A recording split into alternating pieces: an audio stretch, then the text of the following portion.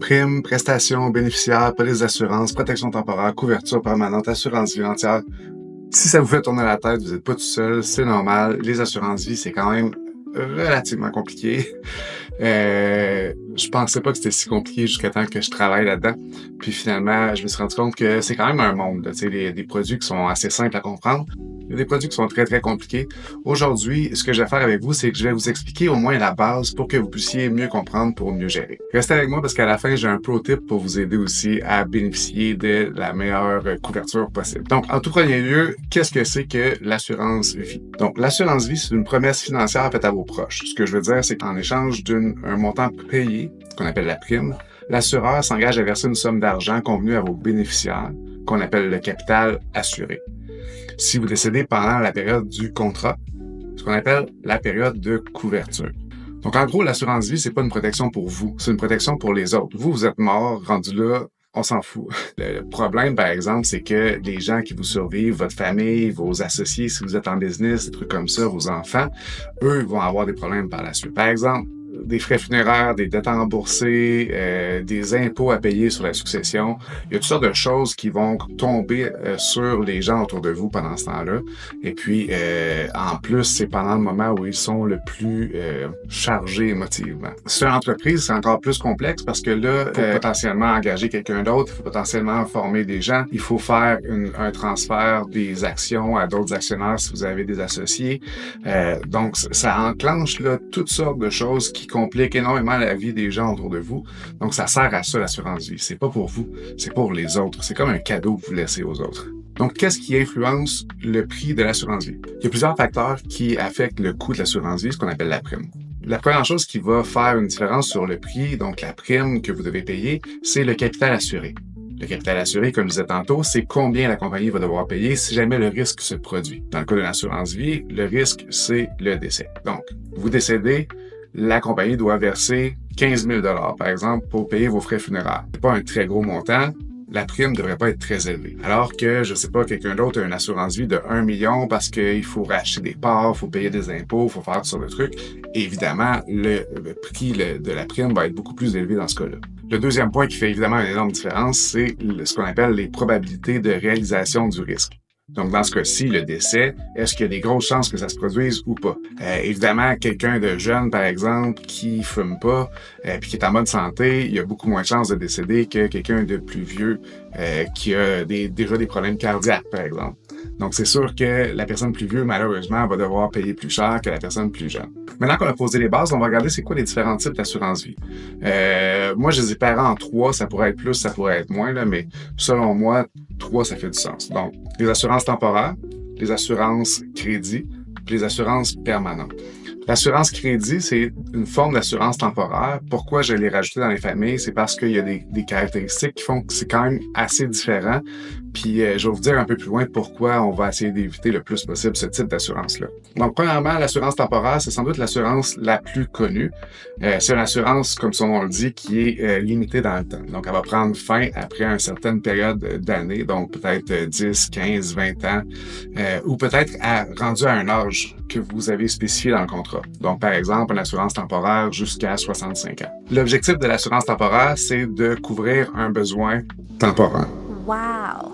Donc, par exemple, ça peut servir à protéger un prêt auto, ça peut servir à protéger un prêt hypothécaire ou bien n'importe quel prêt là, qui est à moyen et long terme. Puis aussi, habituellement, quand on va chercher combien vous devriez être couvert, on va rajouter les frais funéraires, puis peut-être, je sais pas, une couple d'années de salaire pour pouvoir garder le mode de vie de votre famille.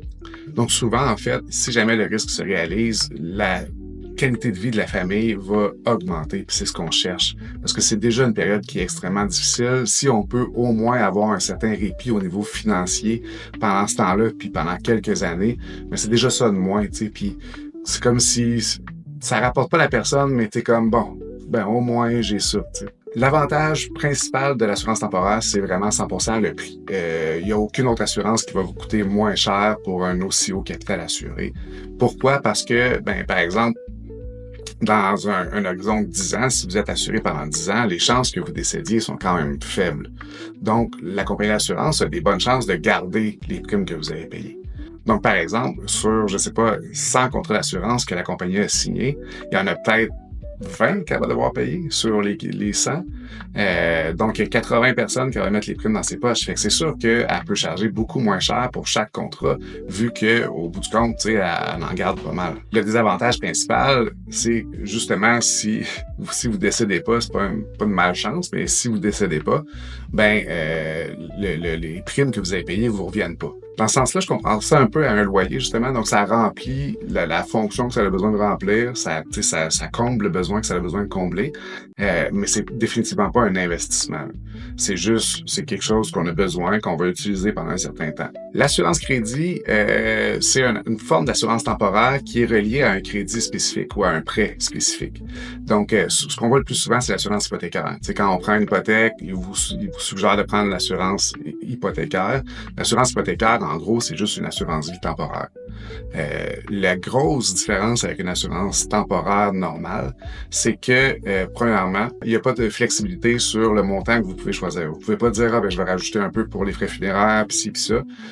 C'est le montant du prêt, puis au fur et à mesure que le prêt descend, vous êtes couvert de moins en moins. Contrairement à une assurance régulière, dans le fond, une assurance temporaire ou vie entière qui va vous couvrir pour le même montant pendant toute la durée du contrat. Les bénéficiaires aussi dans une assurance hypothécaire, par exemple, c'est la banque.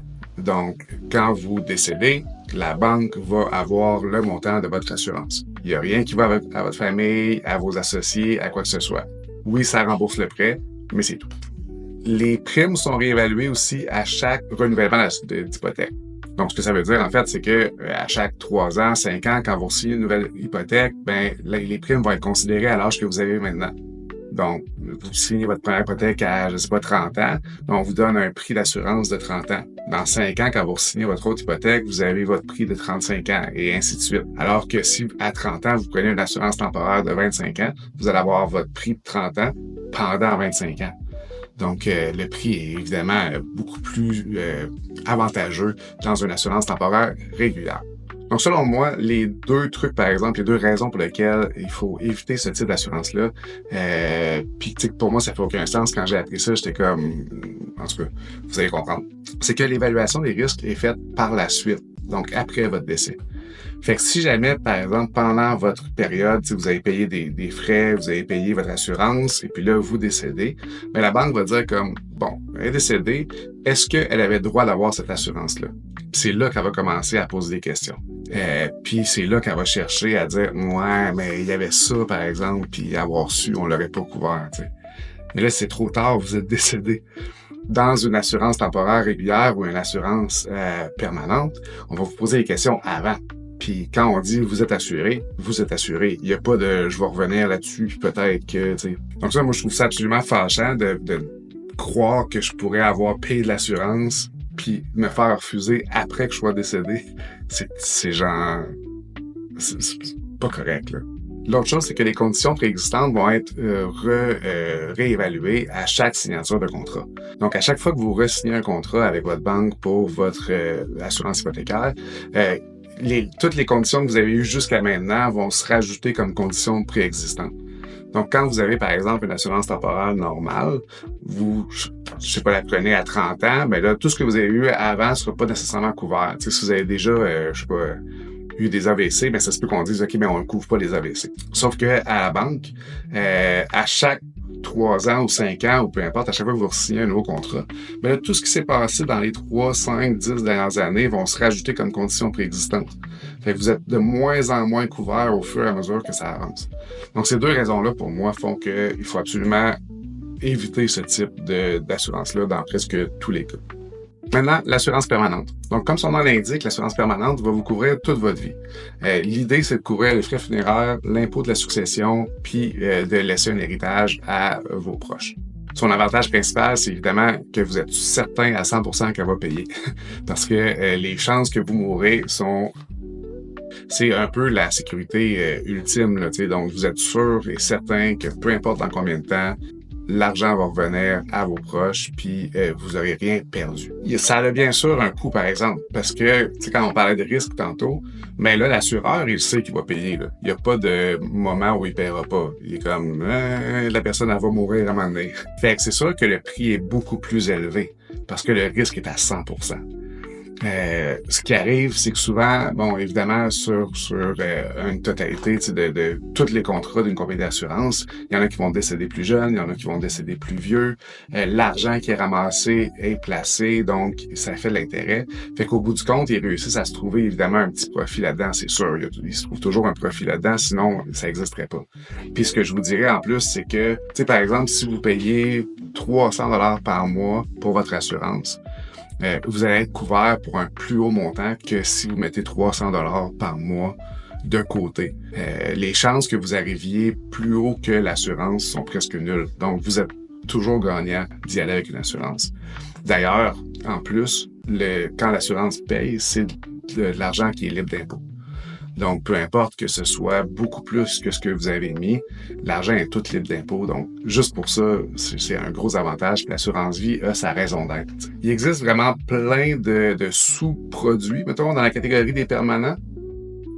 J'en parlerai pas de toutes parce qu'il y en a vraiment, vraiment plein, puis ça devient des produits plus complexes, je dirais, mais vraiment intéressants. Par exemple, il y en a que vous pouvez racheter. Donc, après un certain temps, disons après 20 ans, vous dites « Hey, tu sais quoi, j'ai plus besoin de mon assurance vie, on peut l'annuler, puis ils vont vous redonner de l'argent. » Ou bien on va la diminuer de moitié, puis ils vont vous donner la moitié de l'argent.